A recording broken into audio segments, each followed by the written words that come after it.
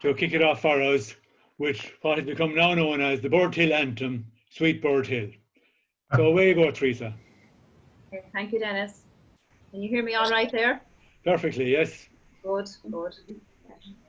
And God knows if anybody wants to join in, I'm sure you can feel free to.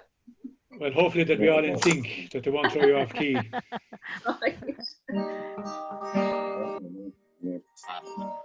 It's the nearest place to heaven, where the birds will always thrill.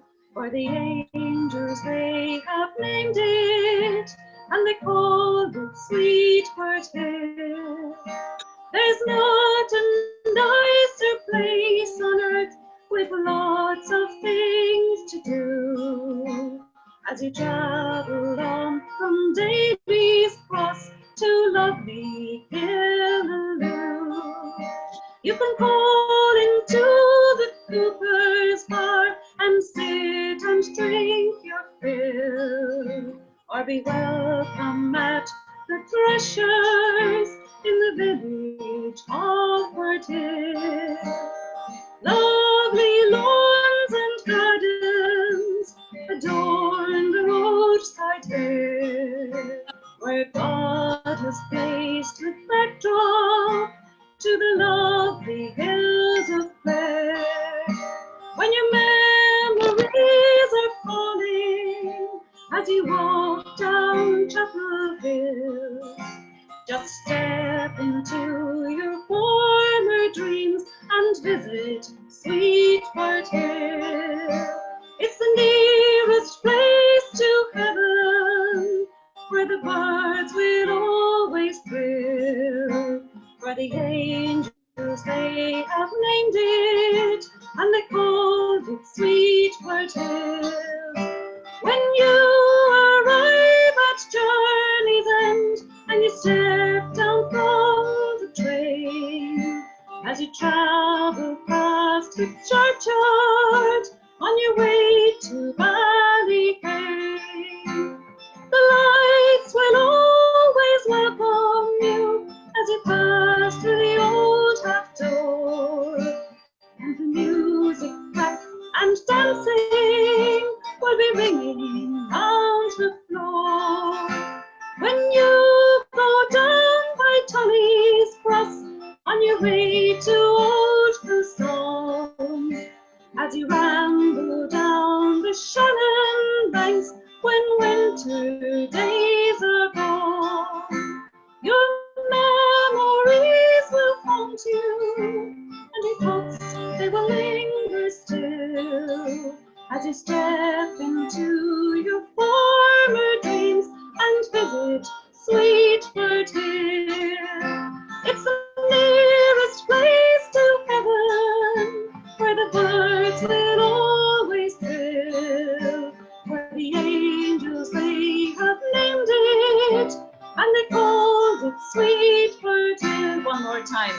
It's the nearest place to heaven, where the birds will always thrill, where the angels, they have named it, and they called it Sweet Birdhill. Well done, Teresa. Well done. Thanks very much. Well done. Singing as well as ever. Now, we'll move on to one of our special guests tonight, Mike Jurek. Unmute yourself there, Mike, so we can hear you. Yep. You're welcome, and congrats on your recent publication. How's the name of it? Flip Sides, book of poetry. It is, yes. How's it going for you? Okay, yeah. Given the circumstances, yeah.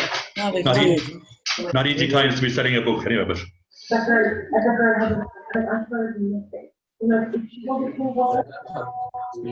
don't know who's doing all that talking, but we'll have to move on anyway. Anyway, Mike, you might give us one or two of your pieces that relate to Birdhill and former times that you enjoyed in Birdhill. The one before the Tidy Towns is one I think that struck me. Maybe you might start with that one for us. Okay, Dennis. Yep. This is a kind of a throwback to the Birdhill that I knew, I suppose, in the mid to late 50s, maybe early 60s. I suppose the time when I would have been at primary school and serving as an altar boy in the church. So it's a kind of contrast between that Birdhill and what came later. Let's try some light here. Yeah. Before the tidy towns, before the roundabout and the speed limit signs, the world and his wife filed through Birdhill in Ford Anglias, Morris Minors and humming Volkswagens, past Bill Hassett's bicycle shop, Humphrey's male-only bar, a snug for the ladies, and 2 petrol pumps. Before browsers and the coffee roastery, the old barracks poured forth alliterative Gardaí, Breen and Brown, Fitzgerald and Finnerty, to fight rural crimes, unlit bicycles, unforgiven trespasses, disputes about rights and wrongs of way. Before Matt the Thrasher's food emporium, the sculpted bird and the agricultural murals, farmers with horse-drawn milk carts lined up outside the creamery, lifted heavy tankards, and shopped for groceries in the co-op store. A tin of peas, Morris, please. Before the village green and the community park, schoolboys from Cooleen and Ballynahinch shuffled on the railway station platform, lackluster eyes observing the train's slow advance under Twis's Hill. To deliver them to Nina, rote learning and leather straps lying in wait in John's Lane and Church Road. Before Bungalow Blitz and the M7 motorway, Louis Ryan rang the church bell at Our Lady of the Wayside, and we slipped through the sacristy door, scrambled into lace-trimmed surplices and black soutanes, lit tall candles on the marble altar, mumbled Latin words, shunted heavy missals, and at the communion rail became incidental inspectors of tongues. Crossing the road to the sweet shop, roofed with galvanized, we secularized into bulk consumers of penny toffee bars. Before the cemetery filled up, before we grew up, before the flower beds and the tidy towns. So that's the big one about Birdhill. Very good. Very good, Mike. Very good. Then You certainly paint a lot of images there. Well, it's not today nor yesterday, I suppose. Then it's No. You'll be of my generation, of course, and maybe Cyril as well. For all those times. Cyril was one of those guys on the railway station platform. He would have been, yeah. Heading for Nina as well, yeah. Yeah. He taught me going to the second Nina. I remember him coming in on the train. How was he like, Johnny? Huh? How was he like? I couldn't say it here, Dennis. He wasn't the worst of them, we put it that way. Good. Dennis, given the nature of the occasion that a lot of people will be doing party pieces tonight, I have one short poem here about party pieces. Maybe it might be a good time to read it. Yes, yes. I suppose in bigger towns and villages nowadays, the idea of a party piece isn't as current as it used to be. There was a time when I suppose each individual was kind of linked firmly to a distinctive party piece, and he wasn't expected, or he or she wasn't expected to deliver anything else. So this recalls that time, and occasionally somebody like my father would change his party piece, and maybe as a way of keeping up with the times. So that's the theme of this poem, actually. And there are quite a few old neighbours mentioned in this as well, that people might remember. So party pieces. A noble call.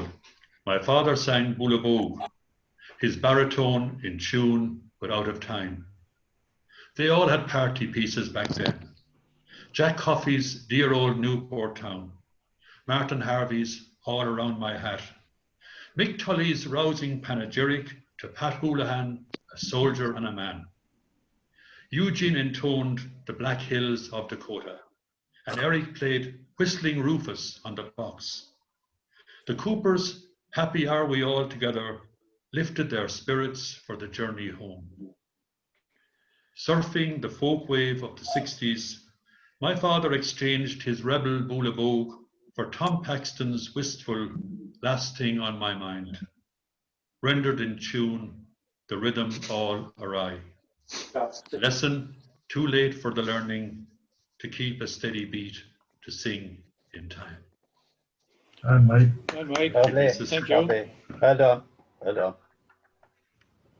Most of your writing, Mike, from what I've seen, what's it inspired by? Is it inspired by your experiences of the past?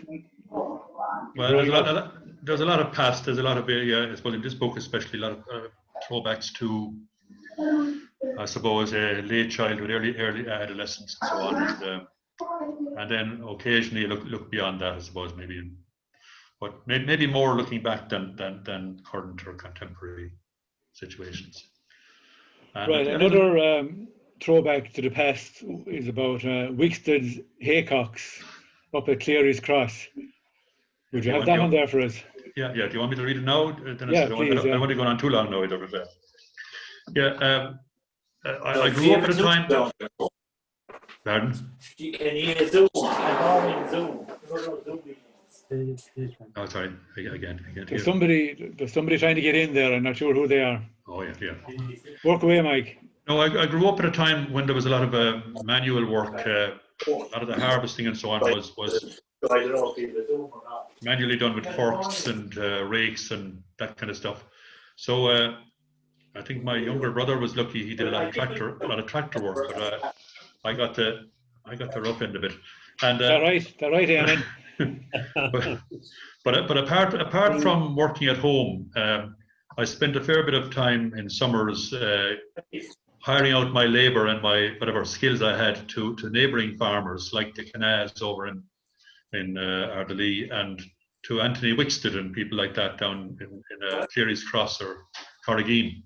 So I have very happy memories of times, because I suppose when you're working with somebody else outside of home, there isn't the same dynamic, there isn't the same tension, I suppose. And I was lucky with people like Anthony Wixted. He was a very kind and gentle kind of a man, and we never had a cross word.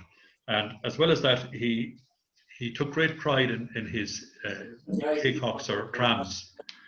He built a massive number of trams in his big meadows, and I would go back with him then the following day as well to do all the tidying up, putting the butts and heading them off and so on. He had to put the finishing touches with the rake and with the twines. So this poem is actually about Anthony's hay fields down at Cleary's Cross, especially the big meadow. And the irony is that after all the work that went into creating these little architectural works of art, about 5 or 6 weeks later, the whole thing was undone, and they were all lumped into the hay shed. No, it's coming live from Zoom. The consolation was that when the hay shed was made up, it was as immaculately finished as the trams were in the first place. So kind of a double architectural triumph when it came to Anthony Wixted. So anyway, the poem is called Hay Days. The pyramids of Giza had nothing on Wixted's haycocks, speckling the big meadows at Cleary's Cross.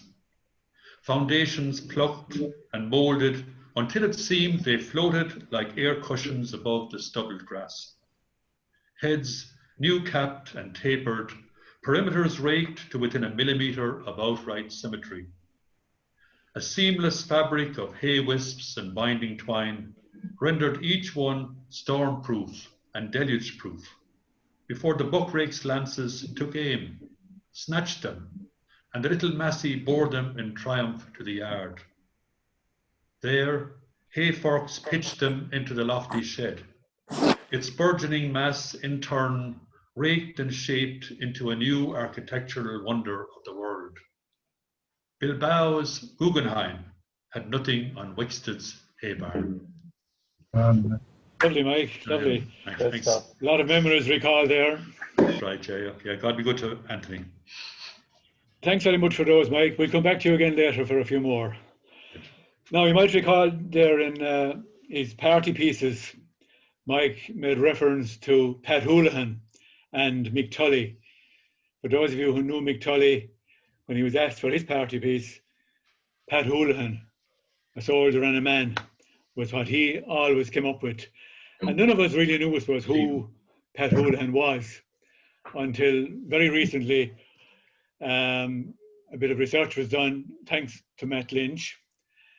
And we're now going to maybe pay a tribute to the likes of Mick Tully and ask Cyril Gleeson to recite Pat Houlihan for us.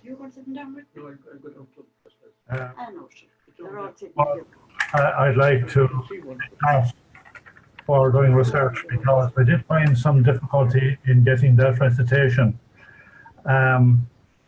Apparently there were poems and songs composed by Patrick O'Donnell, a neighbour of Pat Houlihan, and they were published by Joe Noonan in a collection entitled Songs and Recitations of Loch Graney, Scariff, Fecal and Bodyke, and they were published in 1990. Now, Mick Tully came from Flagmount, which is in the Loch Graney area. So we were sometimes reminded of that in Birdhill National School.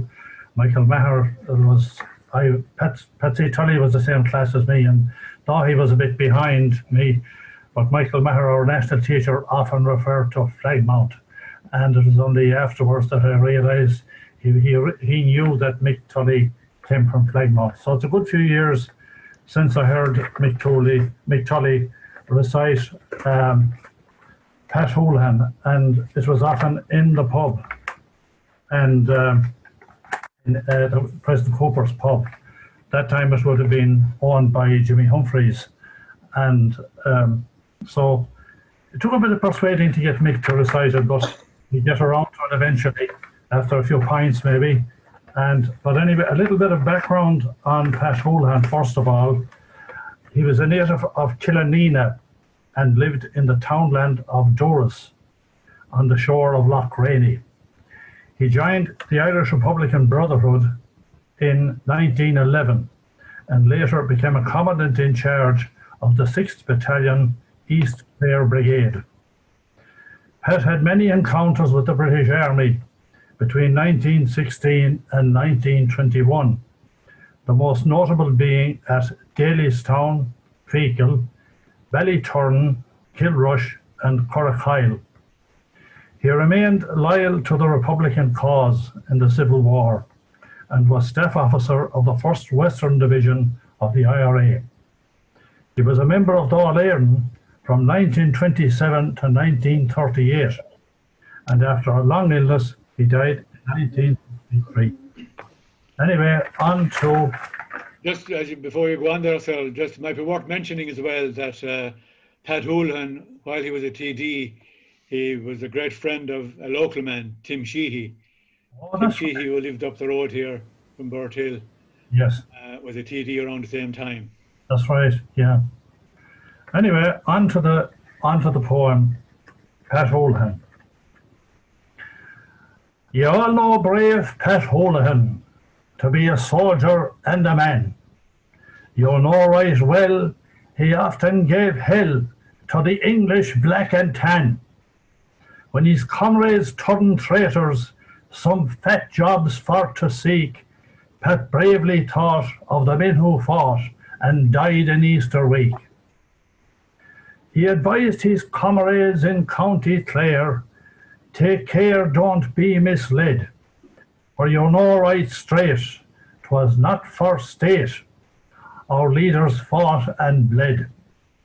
But despite his solid counsel, which was so good and true, they left their poor Pat deserted, except a gallant few.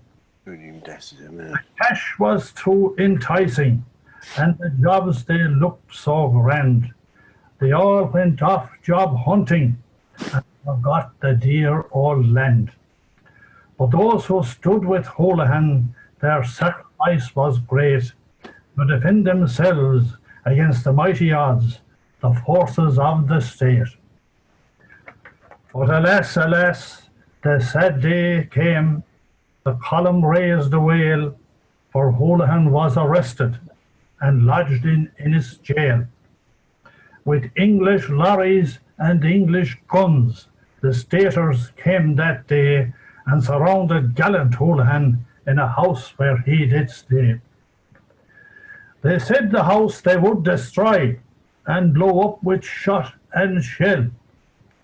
Send for the holy priest, says Houlihan, for I'll go up as well.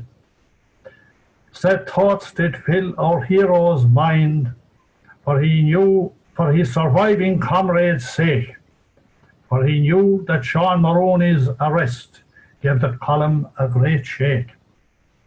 And they also lost their engineer. They were now weak and small, as he glanced at Jack Maloney, who deemed with him to fall. You're there outside, ye won't come in. Of what are you afraid? Is it because I'm armed here with a loyal comrade? The priest he then came on the scene, and in a hurry too. He admired this noble hero, as all Irishmen should do. He saw for him there was no chance, but surrender or to die. And his lips did move in silent prayer, as a tear rolled from his eye. The priest again did intervene, and the fight he did prevent. And a messenger immediately for the hero's sister went. Whene'er the sisters did arrive, the staters did agree, for they knew no threat could terrify such a gallant man as he.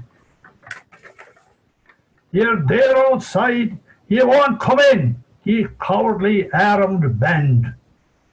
And the sister immediately took the rifle from her gallant brother's hand.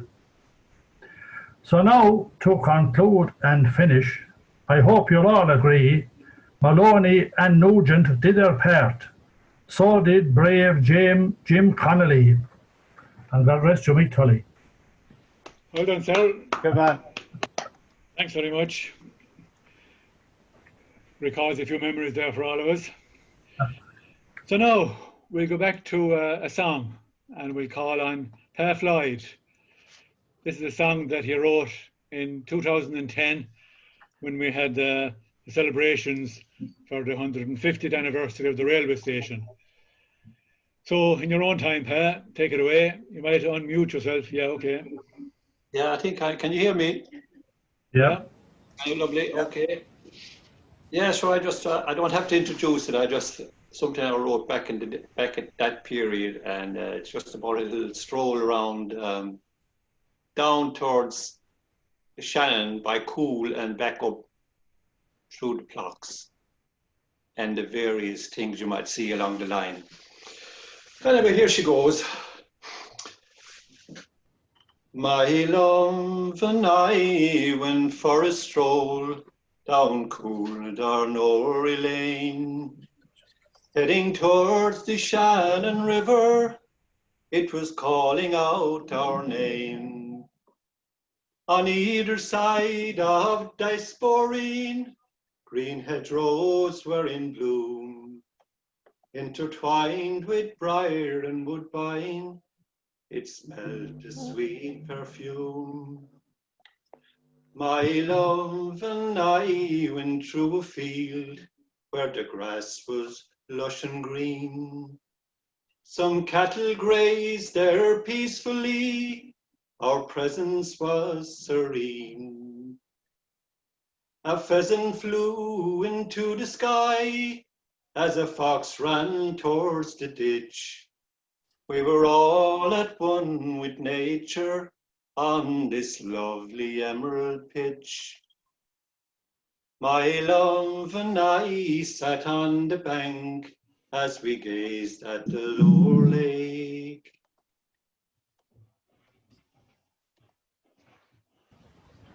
Oh, it's frozen. We frozen. Broadband has gone down. Other side. Very good. Sorry, lads, I just lost my.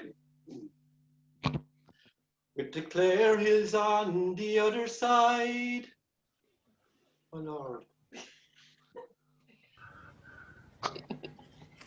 Okay. My love and I sat on the bank as we gazed at the lower lake, with the clear hills on the other side, our breath to take. We sat a while at this lovely spot, as two swans swam idly by. To disturb such a tranquil scene would bring a tear to your eye. My love and I were homeward bound as we came up the Pala Trail, with the Sally blowing gently, the wind was in our sail. Looking up, we could see the hill where lies the rock of Corrigan, and Twiss's ruins on the other side, where this Lord once ruled supreme. My love and I stopped for a rest at the railway station bridge. The old cut stone with ivy overgrown on every nook and ledge. The station master, he waved to us from way down on the track. He was waiting for the final train from Dublin, it was coming back. My love and I sat down to dine at Mata Thrasher's place.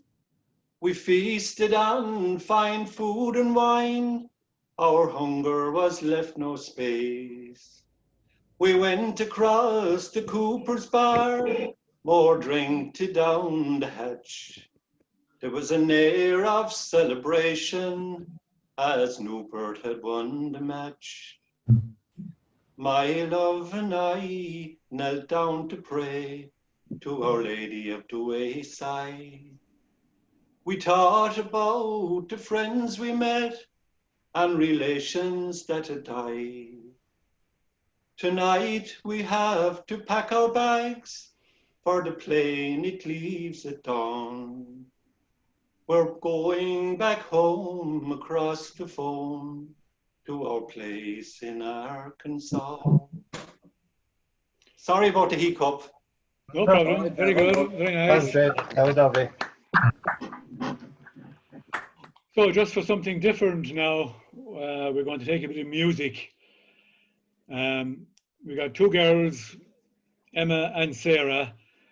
They were too shy actually to come on live. So they recorded a couple of pieces of music during the week. And we're going to play that for you now. So I'll share the screen and enjoy this music.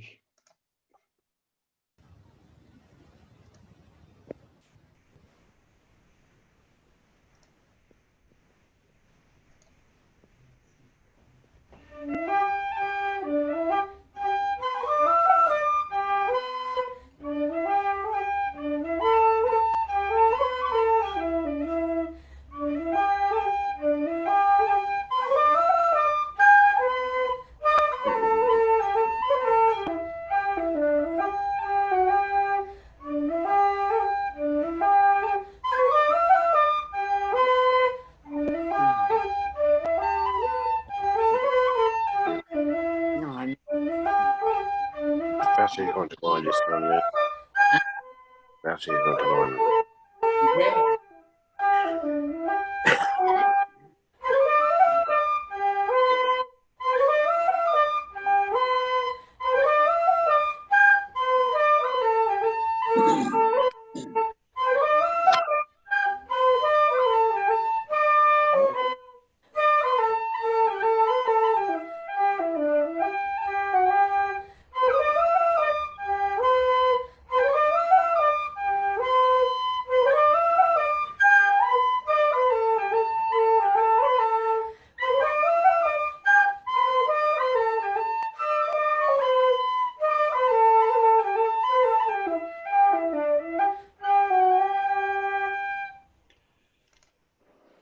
So we'll go from a waltz now to a couple of jigs.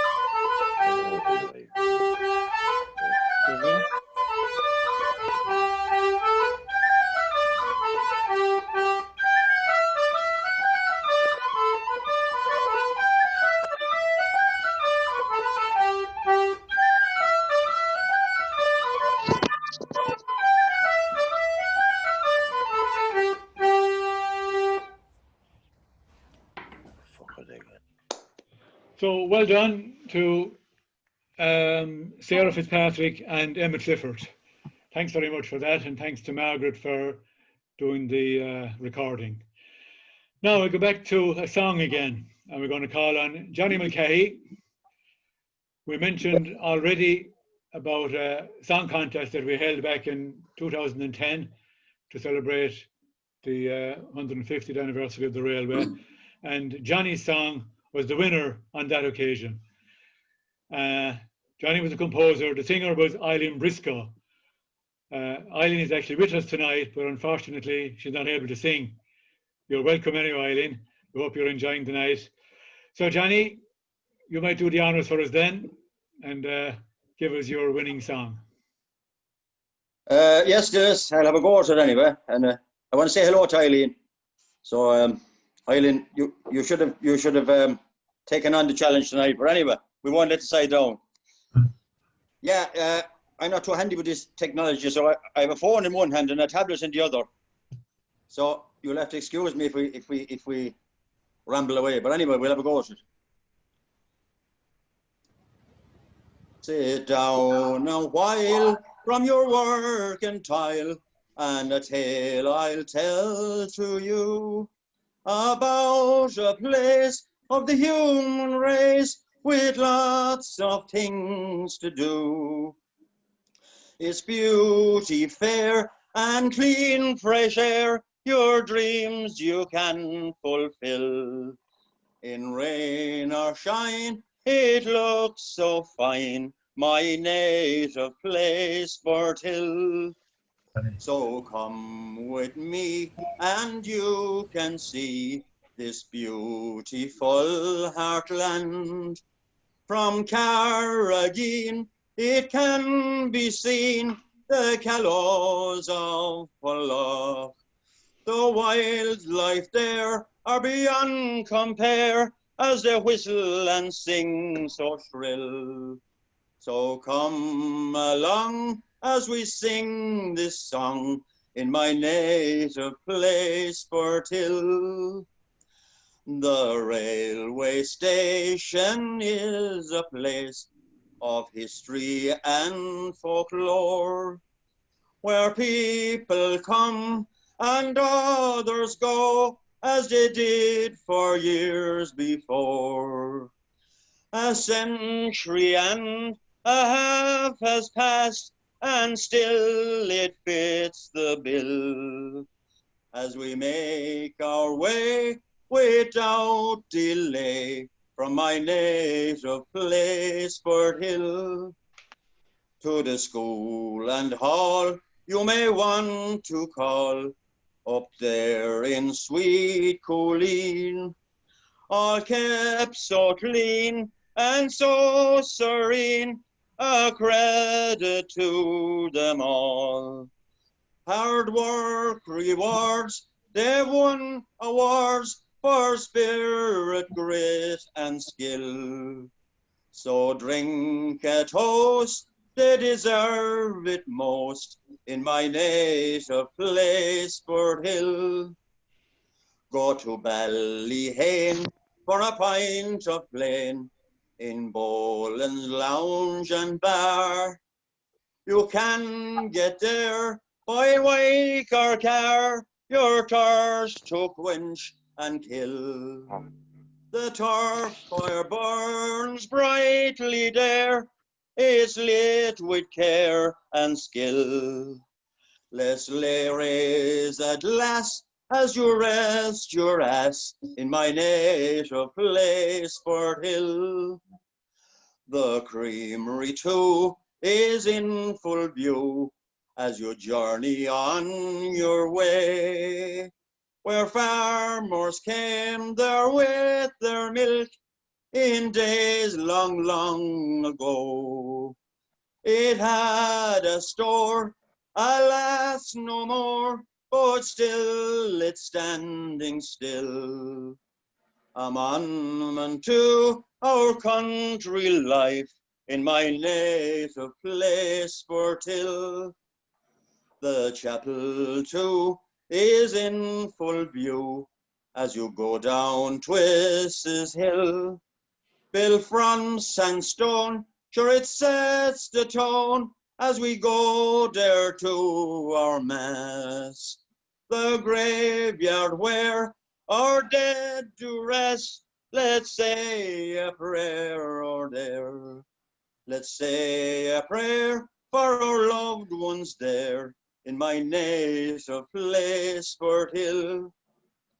The village fountain with all its flowers is a feature of this place. The park sits in the background there with lots and lots of space. Wildflowers and walks and shrubs and trees are there for all to see. 'Tis there you'll see Foul Bertie's tree in my native place, Birdhill. To the Cooper's bar to have a jar, you can sit and drink your fill, or call for tea to Ted and Kay in the Thrasher's bar and grill. Enjoy a steak, and I bet you'll take the chips and wine as well.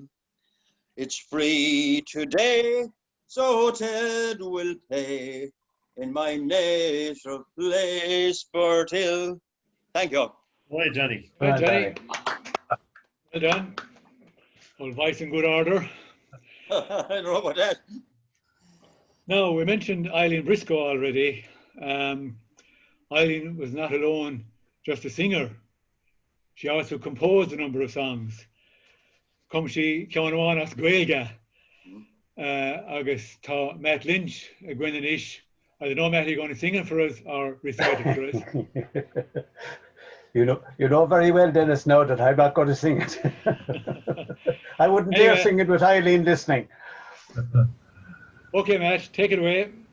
Okay, first of all, I want to acknowledge that the song was composed and sung by Eileen Briscoe of Craigoch, as you all know, for a song contest in Tulloch Shasta, Newport, in September of 1992. So it's all of 28 years ago. The song is in Irish, and it was the winning song in the Irish language section of that competition. Just to describe briefly what's in it, it begins with describing the beauty of the landscape as seen from the top of the Carrigeen Rock above the village. It then recalls the legend of Birdhill and its association with the rock. It expresses the singer's sadness at having to emigrate in search of work, but a promise to return to Cunachan and Éaneen, Birdhill. Before I start, I want to thank Eileen for permission to sing her song. I won't do as much justice with it as she would do. I'm not going to sing it, I'm going to say it. And as everyone knows, Eileen was and is a fantastic singer, so it's a great pity that she's not able to sing it tonight. But I'll do the best I can. There's an expression in Irish called Aber an Auran, which literally means say the song. Agus Shahanish an Auran. Cnocán an Éaneen. Nach even an Raiarc ó Carrigeen, fécant mór himple nach Alin an Tír. Tá an Shannon ag glúiseacht chun an farige sír, is fui seogéin sa spéir, ar Cnocán an Éaneen. Tá an tréan inis tagis dat sa seasiún, ag taistil go limnach ó éanach o'r gún.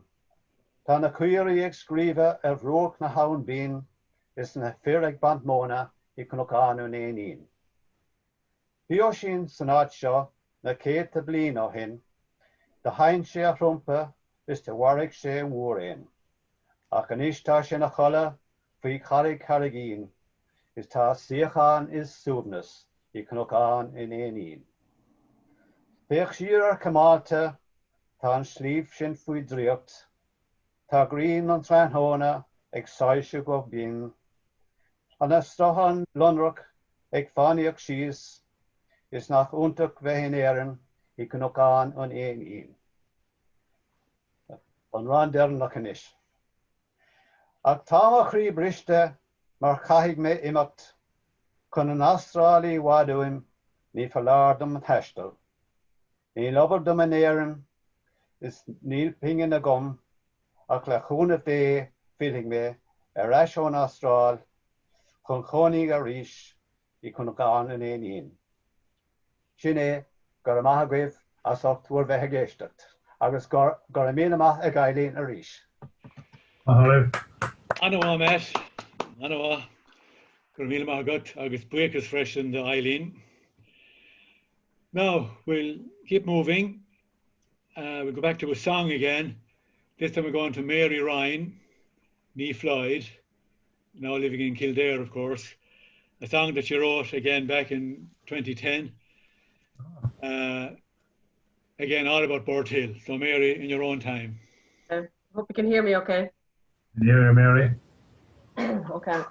Farewell to all in sweet Birdhill, from you I now must part. To leave my family and my friends, the thought near breaks my heart. To catch the train, then board a plane, from the station I'll take my leave. And I'll drink a sup in Thrasher's Knock to ease my heartfelt grief. Last night I walked the fields near home, from Lacken up to Cooling. I dipped my feet in waters clear, from Glash's winding stream, retracing footsteps from my past up Chris's Hill, and there I watched the golden sun set down behind the hills of Clare. I gazed upwards to Carrageen and thought of stories told, of battles fought between a bird and Oisin brave and bold. That bird, majestic, strong and white, sure it gave Birdhill its name, is remembered now by sculpture bright for prosperity and fame. I walked along by Cleary's Cross and down by the chapel hill. I knelt to pray in the lonely graveyard where my ancestors they lie still. The chapel door was open, I knelt down and cried my fill, when I thought that I must leave behind my home in sweet Birdhill. I walked along by Ballyhane as the dark night on me fell. I bid farewell to old Coosan as the dark night on me fell. I'm after losing it a small bit there. I walked along by Ballyhane as the moon was shining bright. I bid farewell to Ballyhane, la la dee da da da dum. Then onwards by the village hall, as the dark night on me fell, and the memories came crowding back, as the dark night on me fell. Oh, remember walking home from school, when our schoolwork it was done. Adventure called with every step, for devilment and fun. We'd hop the ditch and barefoot through the fields we'd run along, while the bees were buzzing all around, and the blackbird sang his song. I bid farewell to Anna Holty with its soft and boggy ground, to Craigock and Ballyyard, where I cycled all around. The Paula's meadows lush and green, nearby cool river flow, where in summer evenings we would swim by the bridge where the rushes go. Last night when I was homeward bound, I passed through that village neat. I quenched my thirst in Cooper's Pound with stout so rich and sweet. The talk was all on hurling and the matches yet to play, and through the open window came the smell of the new mown hay. There was talk about the motorway and its impact all around. Some said it was great progress, while some more on it did frown. I bade them all a fond farewell, and homeward made my way. And I knew that I'd return again to my sweet Birdhill one day. Sorry about that. Thanks, Mary. Thanks very much. A lot to remember in that. Yeah, I couldn't find the words from years ago, so I had to. That's where the mix-up came in. They're on the computer somewhere, on there, the website, on the Birdhill website. Okay. Anyway, thank you. Now we go for another recitation. Lily O'Grady, are you there somewhere? Is Lily still there? Yeah. Leave work, yeah. Okay, Lil is going to recite a poem written by Liam Ryan Larr. Oh, yeah. Called Dave's Ball. Now the Dave in question is Dave and Tanks from Craigock. And the poem, I'm sure that Lil will say for you now, will tell the whole story to you. So it's all yours, Lil. Take it away. Thanks, Dennis. Dave's Ball.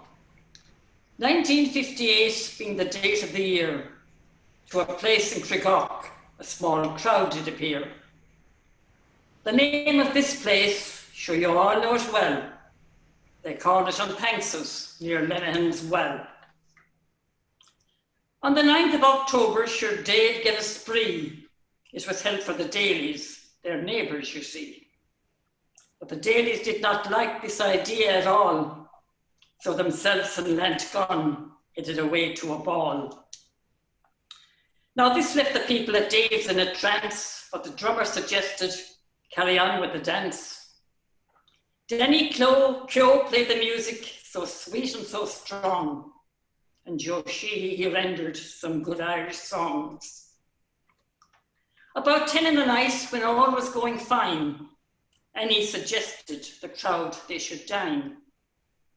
She had a stuffed rabbit, I'm sure it was a buck, and it kept the crowd chewing till the hour of 12 struck. When supper was over, without any hesitation, Dave gave the crowd a short recitation. Annie said she'd dance and she gave them a jig, and she hopped round the floor like an old barrow pig. There was people there that night, and there were very few. And in the next couple of lines, I'll name them out to you. You had Nell and Mikey Ryan, who supplied the crowd with talk. And up from Kilmastolla came a daughter of the Hawk.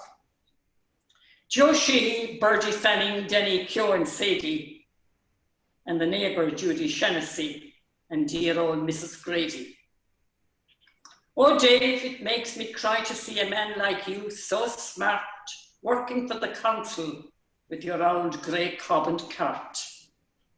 To see your hard-earned money disappear like froth, buying old buck rabbits to plough the crowd with broth. So now I will conclude and finish my song, and I hope in these few lines I have said nothing wrong. The next time that Dave is having a ball, I'd advise him to give the Criggock boys a call. Shouldn't will. Well done, Neil. Very good. Very good. Is Well done, Lil. Niamh there with you? Yeah. Oh, she's here. Well, I'm here. How are you? Okay, Niamh. Like give us a tune or two. Yeah, I'm Let's going do to something play different. a few reels. I'll play 2 pad 3 reels. So the first 2 are Paddy O'Brien reels. So the 4 Leaf Shamrock and Patrick's Night, and then I'm going to play another reel called the Galway reel. That's here it's Very good. Off you go.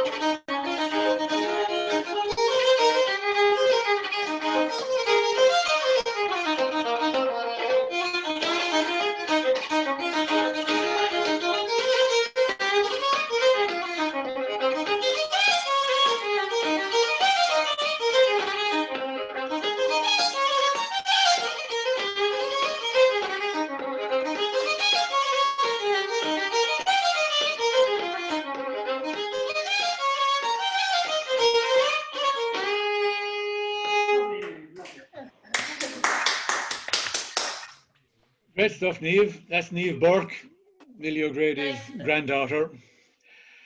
Now, have we Paddy Kennedy with us? We have. I see him there in the corner. Welcome, Paddy. Now, we've asked Paddy to come along to. You're going to sing or recite, Paddy? Which? I'm going to give it a go singing, Dennis. Good man. This is a song that was written by Michael Collins, all about Birdhill, called The Village of Birdhill. It was written in, when was it? 1990 for the Newport Song Contest. Michael, of course, as you know, was a long-time teacher in Birdhill National School. So he had plenty of knowledge about Birdhill and the whole area. So, Paddy, do what you can with it. How oft my thoughts return to the scenes around my home, the wooded groves and hillside paths where I was wont to roam, the low-lying plains and bogland where the sweet birds sing their fill, ere the purple shades of twilight fall on the village of Birdhill. From the ancient rock of Carrageen, you can view the country wide. From Ormond on to Thomond by the storied Shannon side. Serene Loch Derg and Scariff Bay, their beauty haunts me still. And the heathered slopes of Ara towering high beyond Birdhill. The dying smile of sunset in the soothing evening air fades behind Sleeburna and sinks down the hills of Clare. The softening shadows creeping down the vale from Keeper Hill spread the balmy peace of nightfall o'er the village of Birdhill. I can see again the hillside so steeped in tales of lore, where Oisin of the Fianna came back in days of yore, and grappled with the great rock, then took a sudden spill. He lies buried with his trumpet neath the stone above Birdhill.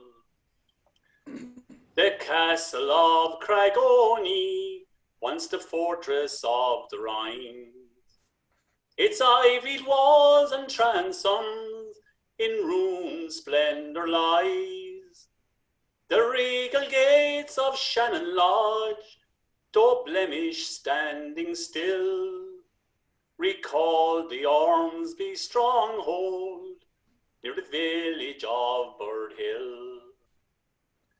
The holy well of Comina in the dusk of vision calls, and the ghostly tread of footsteps echo round the churchyard walls. No more they file along the path to cross the little rill. It's a custom long forgotten near the village of Birdhill.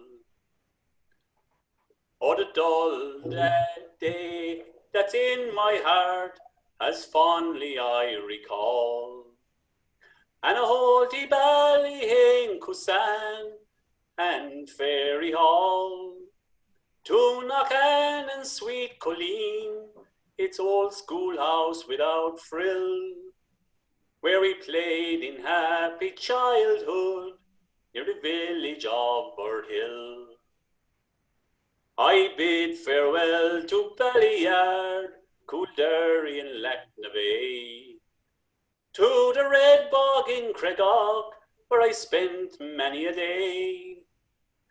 And lonely is the exile's lot, his life a bitter fill, when he knows that he will see no more the village of Birdhill. When he knows that he will see no more the village of Birdhill. Shinaville. Well, Paddy. Well done. So you're learning a lot about Birdhill from all these songs and poems. That's from the pen of Michael Collins and sung so well by Paddy Kennedy. Now we'll go back to Cyril Gleeson again. You have a bit of a story for us, Cyril, about an auction, I hear. That's right. This auction is called a Dutch auction, which is a bit different from your usual auction where the prices go up as the items are being auctioned. In a Dutch auction, the prices come down. This piece was recited for me by Mick Hayes of Cool many, many years ago. I think he may have composed it himself. I have adapted it somewhat. So the scene is a tidy village jumble sale in Birdhill Community Hall. Unsold items are being auctioned off. A very skilled auctioneer has offered his services. The first item to be auctioned is an overcoat.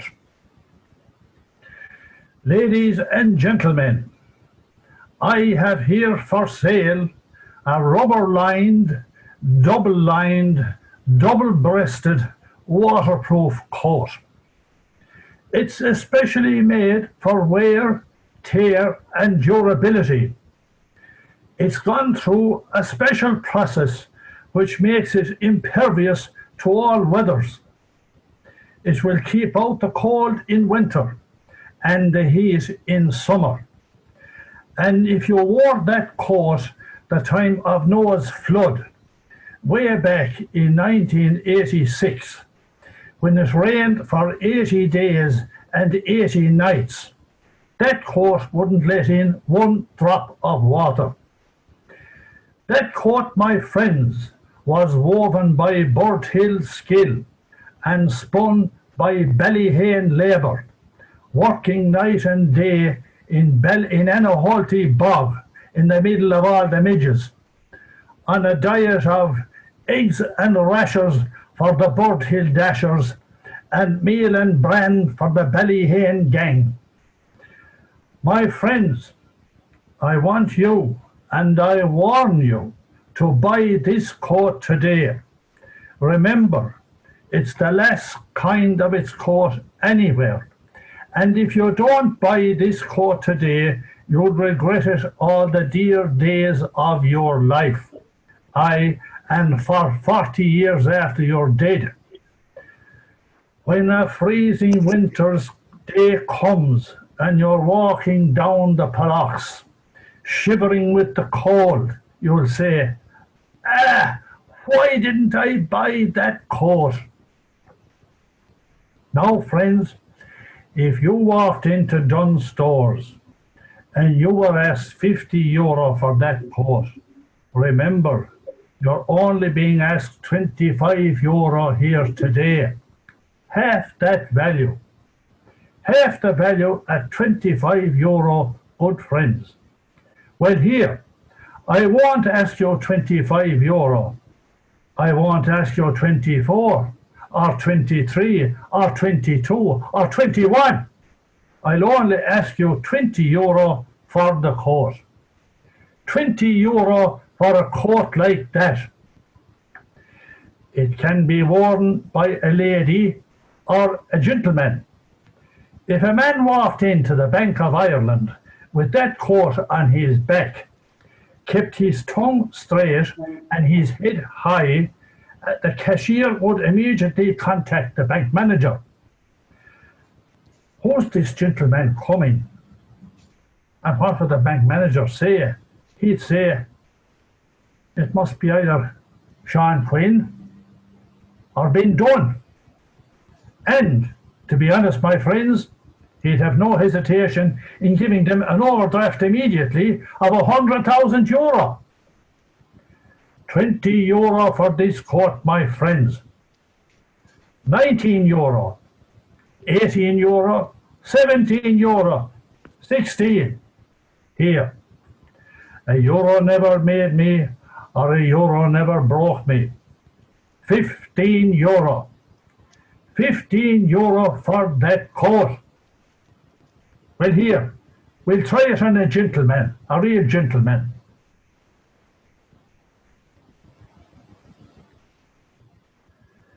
If Phil Hogan wore that coat going over to the golf in Clifton, he needn't have worried about passing on the COVID.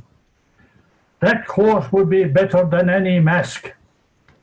And as sure as I'm talking to you, my friends, if he wore that coat when he met Ursula von der Leyen, the EU leader, to explain himself beyond in Brussels, he'd never have lost the seat of his pants.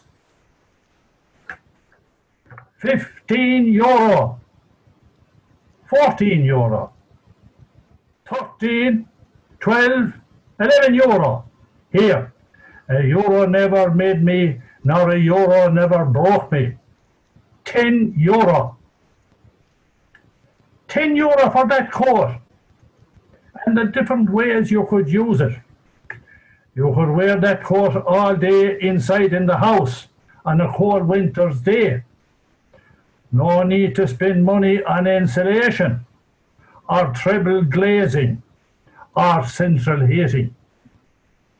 You wouldn't even have to go to an Horty bog to save turf for the fire. There would be no burning of turf or consumption of oil. There would be no carbon emissions from that coat, and Damon Ryan and the Green Party going around on bicycles would be over the moon. That coat is worth its weight in gold. If you wore that coat in bed at night, there would be no need to wear long johns or a thermal vest. Or even if you had a falling out with the wife, you wouldn't need her to keep you warm. 10 euro, my friends. Remember, I came to sell and not to dwell. And I don't want the money for myself. It's for the honour of the little village. I have more money than would sink a ship, but I owe more than would sink two. 10 euro, my friends. Buy it now and you'll have it always. You could wear it on special occasions. It would have done for Megan and Harry's wedding. All the expensive clothes shop in London would want to sell it. 10 euro. 9 euro. 8, 7, 6 euro. Here, the last kick. Sure, the last straw broke the camel's back. Don't break my heart. 'Twas broke before. 5 euro. 5 euro. Ladies and gentlemen, and everybody else in the house, if I can't get 5 euro for that coat, there must be something wrong. You'll agree with the case. There are people here who'd like to buy the coat for 5 euro, but they haven't got a penny left after all the stuff they bought in the jumble sale. Well, here, if that's the case, poverty is no crime, and I'll tell you what you'll do. Join the Mulcare Credit Union.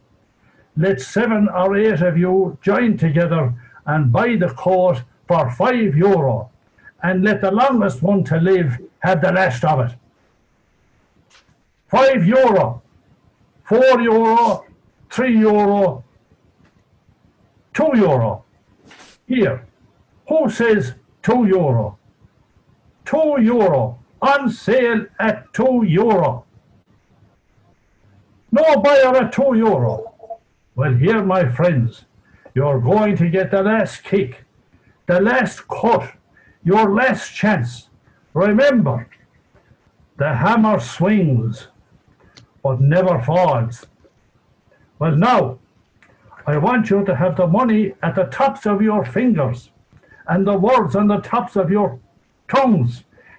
And the hammer falls at 1 euro. Sold to Cyril Gleason. Well done, Cyril. Let's give it a coat, Cyril. Long may you wear it. Now, we go back to a song. Timmy is there with us, I think, somewhere, is he? Timmy Floyd? Okay. You there? Yeah. First of all, we want to know, what do we win in the draw tonight? Oh, loads of money went to Craig in the breed. Yeah? Who are the winners? Yeah. 3 prizes. So I just heard. My Coffee 1,000, Tommy Bond 500, and the Hickeys in Clonbunny 500, I think. Something like that. Oh. Not so bad. Anyway, Fortunately, it didn't come my way. You have a song for us, I hear. I put pen to paper during the week, and I've only barely finished. But anyway, this is a song I suppose I wrote. I used to always regard Kilmastolla as being a very unique place, and I suppose there was a lot of unique characters in Kilmastolla, and I suppose they deserve to be remembered, a lot of them. And I suppose a lot of the excitement over there centered around Sullivan's house, Sullivan's kitchen. So I kind of wrote a song, and it's to the ear of Boys of Barnestroid, and it's called The Boys of Kilmastolla. And so you can join in the last line, because the last line of every song is where the boys of Kilmastolla sat down with Jack and Din. So it goes something anyway like this. Deep in Schliefele mountains lies a spring so pure and clear. It flows through Kilmastolla on the way to Partin Weir. It passes near a lay-by, quite well known as Cars Pull In, where the boys of Kilmastolla sat down with Jack and Din. They were happy days and simple ways, and a peace they did enjoy. They'd all sit there without a care and watch the world go by. They had men sheds there before anywhere, a meeting place for men, when the boys of Kilmastolla sat down with Jack and Din. Well then, soul pie, smoked ham bullseyes, gasoline and come what may. And Jack would rise with sleepy eyes and fix cars till the close of day. He could hit Listoon in the afternoon before all the men came in, when the boys of Kilmastolla sat down with Jack and Din. Jack sang Shanna Golden as the hair would toss and spin. Ding sang Patsy Fagan and the digs in Birmingham. Tom Andrew hummed a jigger reel and Packy Flynn joined in, when the boys of Kilmastolla they sat down with Jack and Din. Men like Tom and Isaac Floyd and the Kellys, Con and Phil, they'd lots of rows bout bulls and cows and the crack in the round hill. They played tricks and pranks on Paddy and Tangs. Christy Tully sat with a grin, when the boys of Kilmastolla they sat down with Jack and Din. Here's a hell to them tonight, I hope in peace they lie. Pa Carey, Martha Cooler, Mick Dwyer and Pat Ryan, Jack and Paddy Gleeson, and the Hollardons, Tom and Dan, and the boys of Kilmastolla who sat down with Jack and Din. Tonight we raise a parting glass, wherever they may be. They sat around that sacred ground, well known to you and me. The SO station's long since gone, the kitchen's well closed in, where the boys of Kilmastolla they sat down with Jack and Din. Last verse. Their memories will long live on, of happy days of yore. Those days they spent in Sullivan's Inn are now part of folklore. We will never see their likes again, that special group of men, those boys of Kilmastolla who sat down with Jack and Din. That's it, lads. Great. I think we got them all in there. Anyone left out, is there? I don't think so. Fair few names mentioned anyway. Any of the Coopers mentioned, Marie? No, the Andrews and the Unthanks, though. That kind of covered my base. All right. Okay, thanks very much, Timmy. Great to get a new song. So we'll go back to some poetry again. We'll go back to Mike Jurek. Mike, if you're ready, Mike, give us a few more. Yep. One that I noted there was the bikinis in the 80 acres. What was all that about? Yeah, it's a good title for a poem. I'll tell you how the title came about. I was out visiting Barry Gleeson, got to go to him a few months before he died.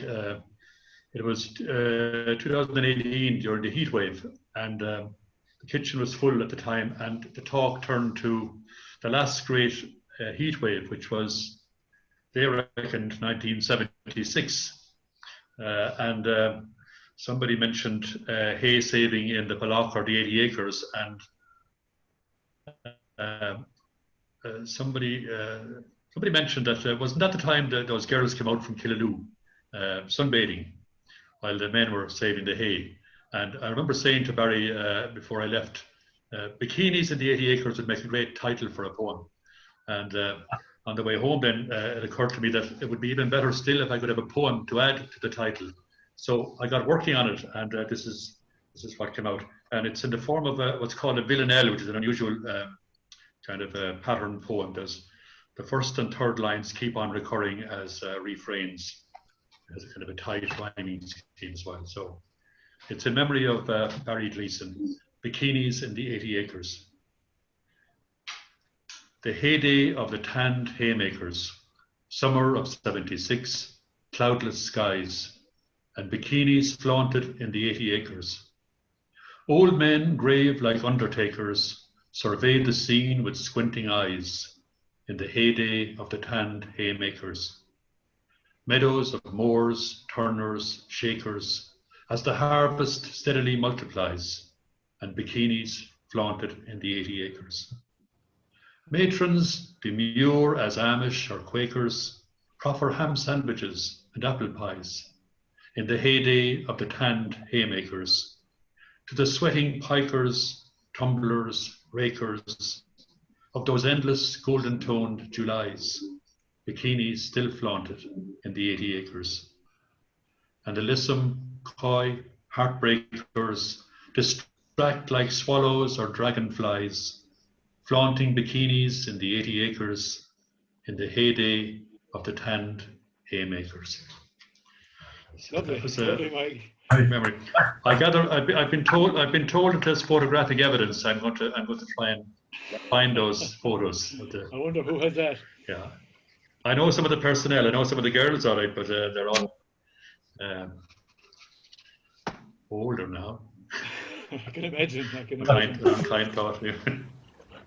There was Mike, what else have we got for us? Yeah, there was a song earlier on about the Birdhill station, and I've got a poem called Birdhill Station, and I'm particularly proud of it because apart from being about my native village and the station where I commuted, from which I commuted to school all those years ago, it was accepted by by Poetry Ireland Review, and the editor at the time was the late Evan Boland, so that's a kind of feather in the cap. And in the first half of the poem, I mentioned a number of famous poems about railways and railway stations, poems written by some great English and Irish poets. So there isn't much about Birdhill until the second half, where it all ties together. Birdhill Station. Not Thomas's Addlestrop, where no one left and no one came, nor Larkin's Hull, the three-quarters empty train gliding to where Skye and Lincolnshire and water meet. Not the windy, weedy platform of Betjeman's Pershore, nobody about but a conscript saying goodbye to his love. Nor was it Montague's rain-washed Californian station, all legendary obstacles ranged beyond it. Not even Abse's, not Addlestrop, the wrong train, and a very pretty girl leaning out refusing his gaze. No, this was Birdhill, Finucane, Onanine, the right train, 1/4 full, 8:20, no obstacles, wending from Thornhill to where Pallock and 80 acres meet. And students, grim as conscripts, heavy bags and hearts, equations to solve, Wordsworth to learn, downcast eyes deflected from willows, herbs and grass, the rocking rhythm muffling all the birds of Lachanabee and Cool the Dornery. So Lovely, that's Mike. my Thanks very homage much. to the station. Yeah. Many memories there again. Do you want one more? One more, maybe, Mike. Yes, please, if you have one. Yeah. This is one. For this one, I'm indebted to John Duggan over in Crag. I was at a funeral in Birdhill Cemetery, and we got talking about school days way back in the 50s, where Michael Maher was the headmaster. And something that I hadn't been aware of, but John obviously was a few years before me, so he told me about the practice of boys from the senior classes being sent out across the road up onto the ditch where Eric Ahern has the land to look out for latecomers before the rolls would be called. At that time, of course, the roll book was the most sacred document. It was like the Dead Sea Scrolls, and there was no changing it once you were marked present or absent. It was like a tattoo or a cattle, a brand on a beast. So obviously, Mr. Maher was trying to ensure that there would be no late drama, and apparently some of those boys, the O'Gormans and Quinlevans and Gleasons, tended to take their time, and they also came up across the fields up through O'Rourke's and Thorns is probably O'Rourke's and maybe Lanty Ryan's. So anyway, John Duggan told me about this, and I wrote a poem called Scanning Horizons based on it. Before morning roll call in the master's room, when the indelible ticks and rings in our Domesday attendance book registered the daily patterns of Unshaws and Oslaughters, Mr. Maher would send a few chosen boys to cross the schoolyard and the Ballyhane Road, to scale the embankment by a Hearn's field, to scan the horizon for stragglers short-cutting from Anaholty on the grassy incline through Thorns, O'Rourke's, O'Hara's, Ryan's.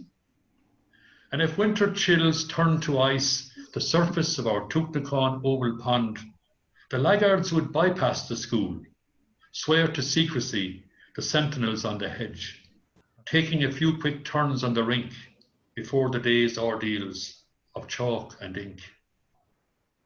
Now, when I put my poet's hat on to conjure up the ghosts of mornings past, I cross metaphorical schoolyards and lanes, stand on briery ditches facing west, and train my bespectacled eyes on vacant fields and gaps, scanning the horizon.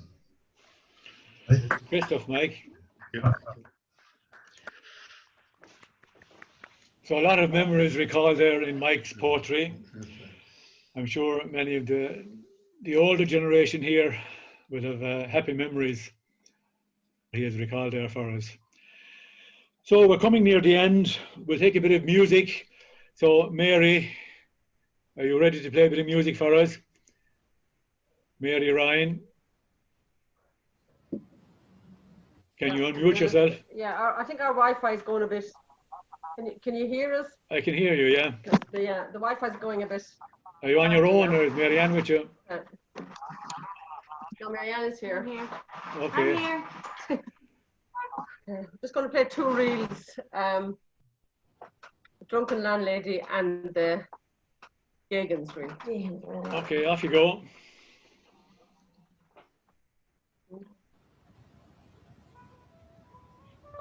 No.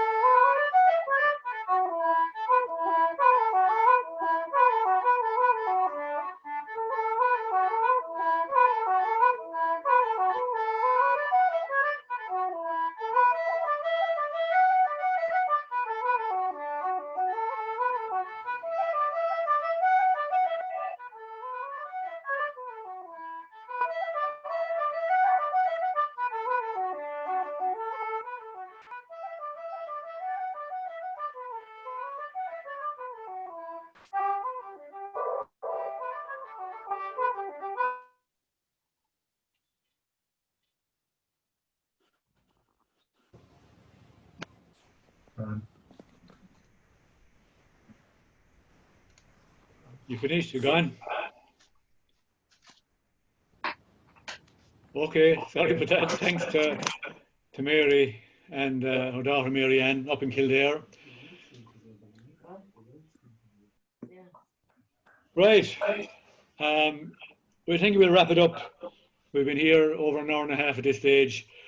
So we're going to take one final song, Birdhill, My Homeland, an appropriate one to finish, I think, from Timmy.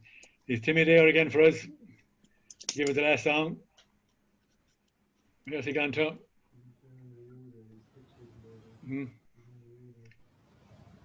Timmy, can you hear us?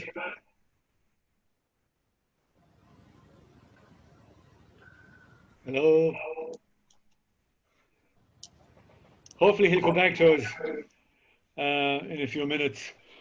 So any general comment or any questions or anything to say from anyone? Very Did you enjoyable enjoy night. the evening? Very enjoyable night, Dennis. Thanks a million.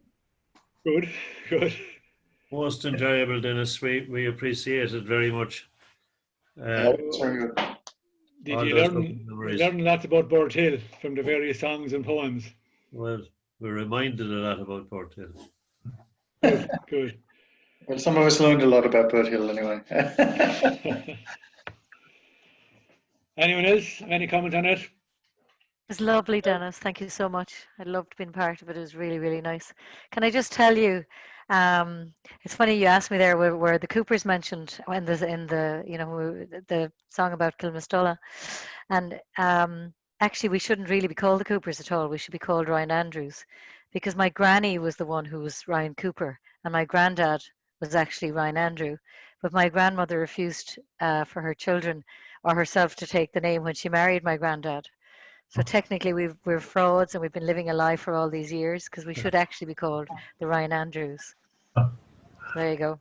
I think you won't change it now. You're Coopers. No, I don't think so. I think it's fairly well written into our DNA now at this stage. So any sign of Timmy coming back to us? Timmy, can you hear us? Yes, can I just ask Eileen there, would say for the song, the Irish song, what's the air that is usually sang to? Eileen? Can you hear us, Eileen? Eileen is gone. We can't hear you, Eileen. Come on.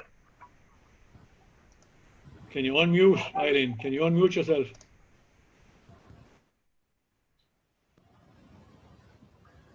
Well, sure. We can find that out for you, Peter. We'll try and find it out, yeah. Sorry, Eileen, we can't hear you. Curious, yeah. Eileen is back, is she? She's there, but we can't hear her. And Ambrose is there.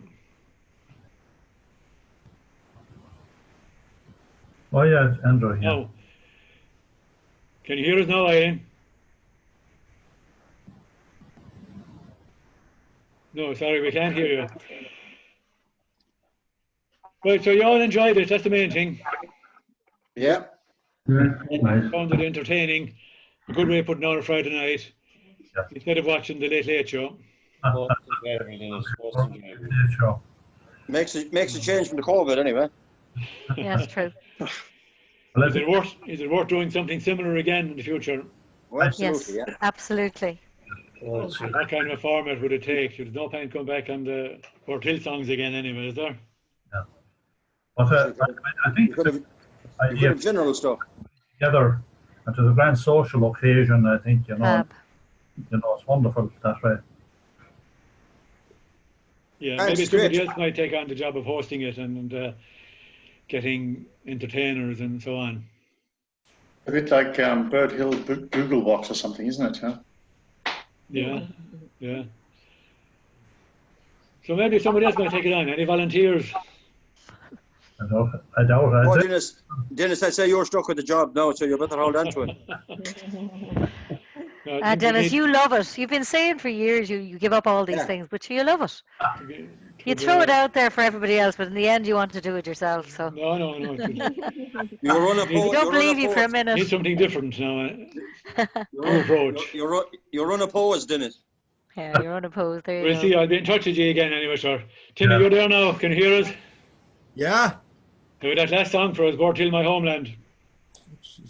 Okay. This is another song going back to 2010 that he composed and sang. Birdhill, my homeland. Okay. I come from Tipperary, the home of my father. Oh, jeez, we're going to get the chorus of this right now. Hold on a minute.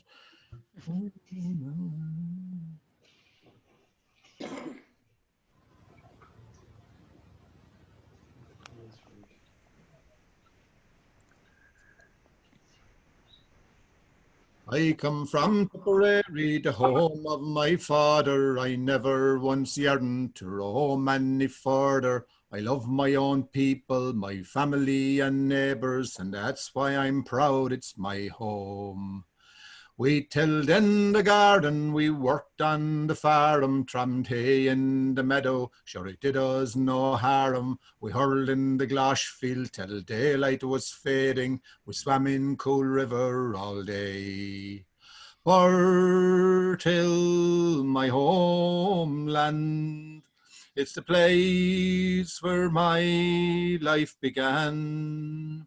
It's the heart of my childhood, Lorlacan and Corte Brigan.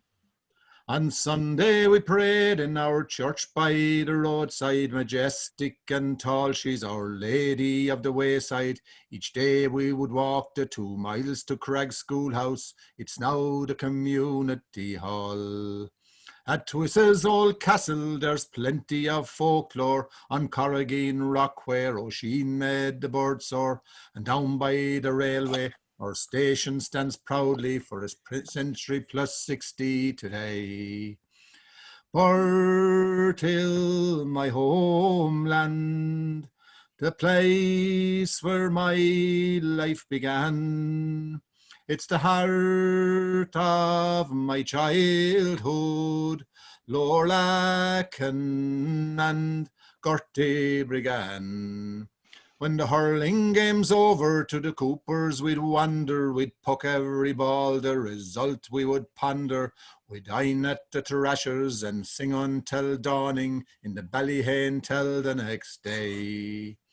As a new day is dawning, I stroll through the Pollab by the banks of the Shannon. All the memories will follow as my heart fills with pride for Birdhill and its beauty, a place that is ever so rare. Birdhill's my homeland. It's the place where my life began.